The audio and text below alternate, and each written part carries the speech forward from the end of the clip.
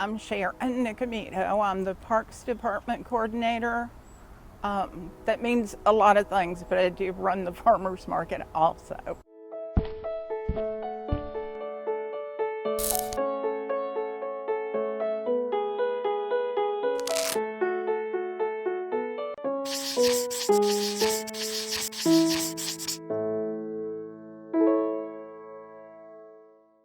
Our guest, Sharon Nicometo, is in charge of the farmers market. You could say that. Yeah. And we have good news. It's getting ready to open. We moved from Ava to the big city of Anderson when I was 10 years old. Okay. So, And your folks did what when they were in Iowa? they were textile workers. My mom and dad both worked textile. Jackson Mill? Jackson Mill. When Wamsutta opened up, that's when we moved. They both got jobs there. We actually lived right across from Jackson Mill, so we would hear the whistle blow when it was time for people to get off. We'd go in the summer, the big water tower, when they'd let some water off it, we'd throw on our bathing suits. That was just fun. Yeah. My grandmother was actually the Queen of Ava, is what we knew her as. What was her name? She was Mama Dunn. Everybody knew her. Her real name was Ora, but most people knew her as Mama Dunn. She lived to be 104. Really?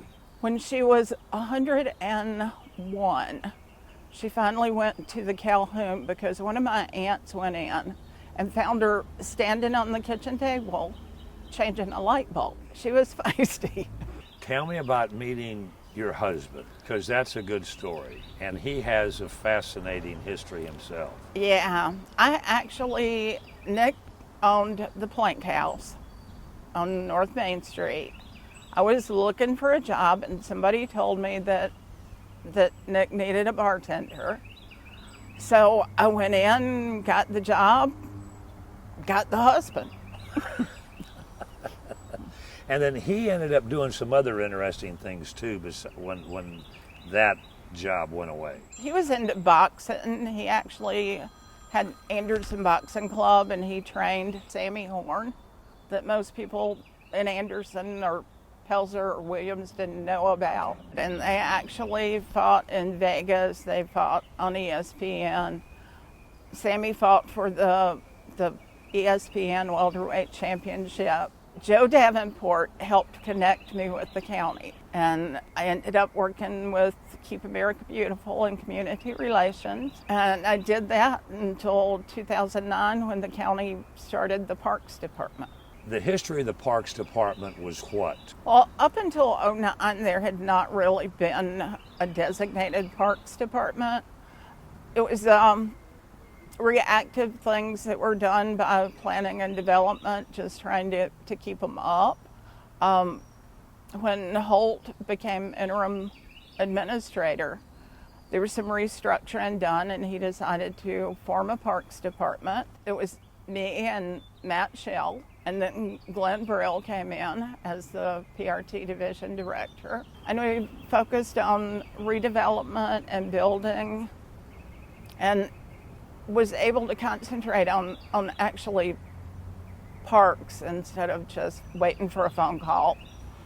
People would be surprised, Sharon, if they knew how many parks Anderson County has. Tell me a little bit about the ones that come to mind.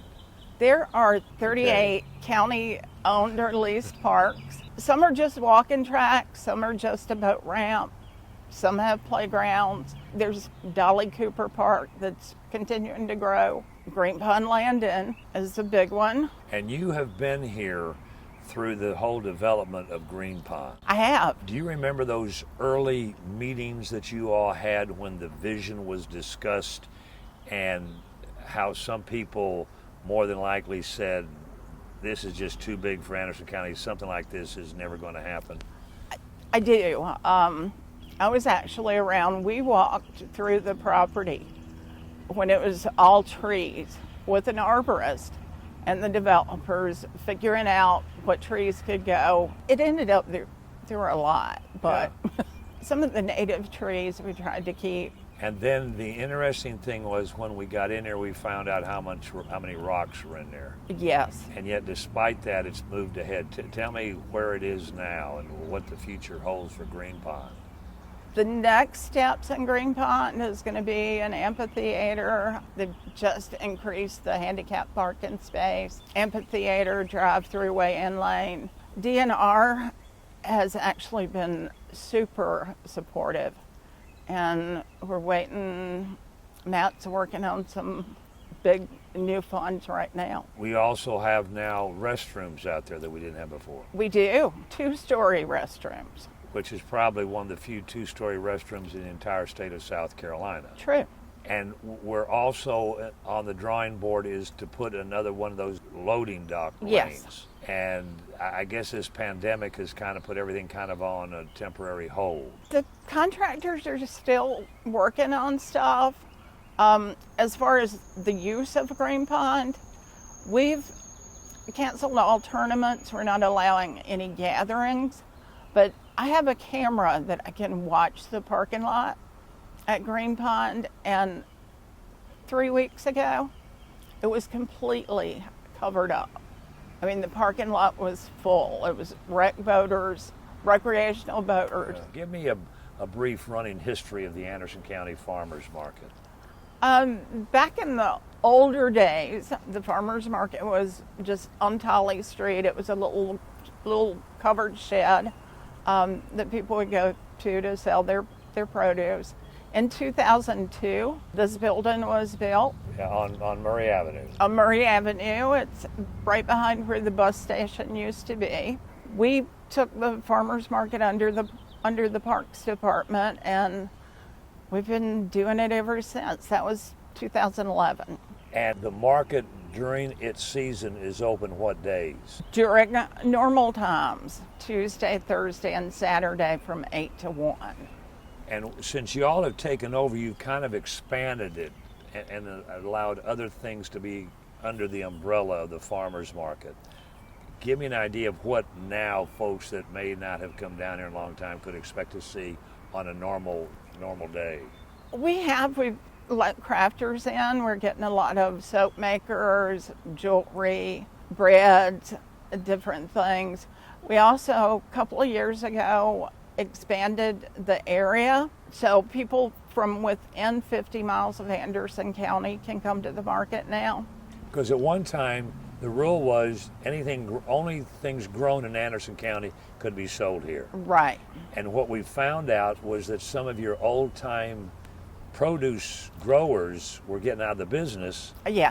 And we didn't have a bunch of young kids coming along that wanted to do it. Right. So how has it worked expanding our base to 50 miles? It's done well. I mean, we still try to give priority to Anderson County. Say, for instance, we've got somebody in Anderson County that's selling peaches. We're not going to bring somebody in from another county to compete with them. It has to be something different. All right, now this may be a good time to make the announcement that everybody has been waiting for, even though it hadn't been that big a deal, but you're getting ready to reopen. We are. We're going to open on the 13th. We wanted to make sure that we had everything in place in order to open safely. And we wanted to make sure when we opened that we had tomatoes. So that held us off a little bit. The weather's been like everything else, not normal. But by the 13th, we should have tomatoes and peaches and squash and all the good stuff. With the late start, we really didn't miss all that much. Now, you have something in May that we had to postpone. We did miss our crafters market. And what is that for those that may not be aware? That's all the vendors at the crafters market sell homemade or handmade stuff. We actually fill up in May, kind of like the holiday market. When we reopen, and the farmers market will be open every Tuesday, Thursday. We're actually going to just, for the time being, do Thursday and Saturday. Okay, Thursday and Saturday for the foreseeable future. And who will be allowed to sell when we reopen? Only Only food vendors, farmers with produce, the goat milk. We'll have a couple of vendors. We're going to have one face mask maker, and we're going to have a soap vendor that does hand sanitizer and soap, which is essential. But because we're having to social distance and spread people out, we just don't have room for everybody that would like to be here. What are going to be in place, the rules and regulations under the new normal? Everyone's going to have to wear a face mask. Vendors will be wearing face masks. We're asking all our shoppers to wear face masks. If someone comes and doesn't have one, we'll have some available. You can't come to the Anderson Farmers Market with any regularity and not run into Twyla Holiday, because she has the longest tables. It takes her longer to set up than anybody, takes her longer to tear down to everybody, and she has the biggest variety. That's true, and you'll know where to find her. She's in space number 26. She will not move. I cannot move her. I have moved her over one space before, and that doesn't work. And the reason why, she finally told me, when the market was first built, before it was open, the vendors that were moving from Tolly Street got to choose their spot. So she would come down here and practice backing into a space. And 26 was the one that worked best for her. Now she's not leaving that space. Well, and if you get to 26, you're not going to be disappointed. No, not at all. And she's just a delightful, and she and her son working that farm in Belton. I mean, they've got it irrigated. They just do an outstanding job of producing some of the finest vegetables anybody could ever have. Tell me some of the people that you're going to welcome with open arms and what they're going to bring. I know you said something about tomatoes. Yeah, Lang Kiesler will be here with some early girl tomatoes. Matthias Winsky with Winsky's Family Farm. His dad was actually probably one of the first vendors when the market opened here. Really? So he'll have a variety of tomatoes. Twyla Holiday may still have some strawberries, we're hoping, but there'll be squash and okra and Cucumbers, and shouldn't be any watermelons or cantaloupes just yet. Those are usually later in June, July. The corn usually comes in July, so. And you have some people that really do a good job of providing the farmers market with corn. Yes, we have Noah Dunn and Boatman Farms out of Iowa. It's fun to watch them. They pull up in a truck with just loaded with corn, and before the end of the day, the truck's empty. And sometimes they leave early because the truck gets empty. And sometimes they leave early, so it's not a bad idea to get to the market earlier if you're looking for corn or tomatoes. How special is this for the folks of Anderson County to have this farmers market available to them? I think it's very special. People enjoy their fresh local produce. They like to have it here without having to go to any of the other markets that are farther away. We're on a bus line, convenient to get to.